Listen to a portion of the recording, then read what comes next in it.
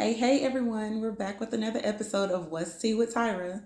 So today's episode is called Are You Content?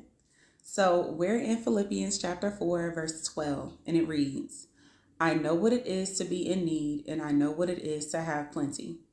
I have learned the secret of being content in any and every situation, whether well fed or hungry, whether living in plenty or in want. Okay, so to start off here, let's ask the question, are you content? So as Paul is explaining it here in verse 12, he's saying whether he's well fed or he's hungry, no matter the situation, he is content. So what does that really mean? That means if God is not changing your situation where you are right now, if you keep the same car, same house, whatever your situation may be, are you content? Meaning, are you okay where you are right now, knowing that God has your back? Because the next verse here is, I can do all this through him who gives me strength. That's the verse everybody loves to say. It's one of my favorites. I ain't even gonna hold you. So are you content? Meaning, if God doesn't change your situation as quickly as you would like to, are you okay with that?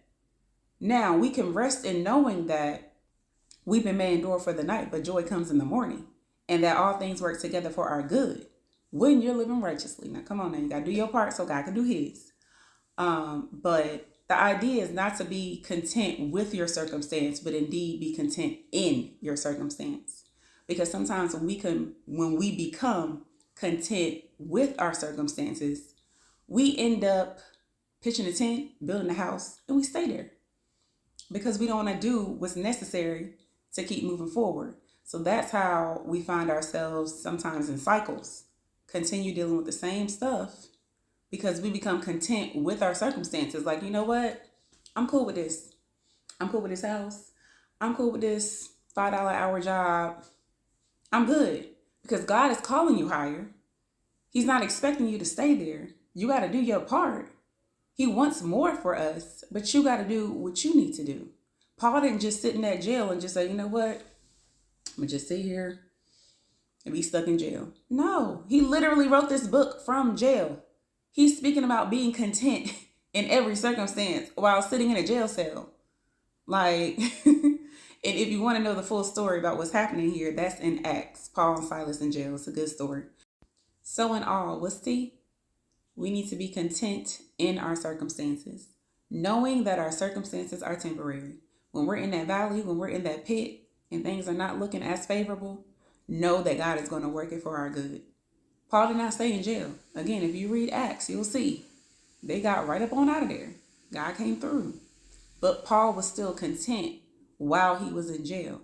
He wasn't moaning and groaning and fussing. They were actually singing hymns. Again, read Acts, it's good. But yes, we want to make sure that we're not being, grumpy and complaining or anything like that. We need to come understanding that God is going to work it for our good and to do what we can and let God handle what we can't. And so that's what's tea for today. As always, be grateful, thankful, humble, and blessed. And I will see you guys next time.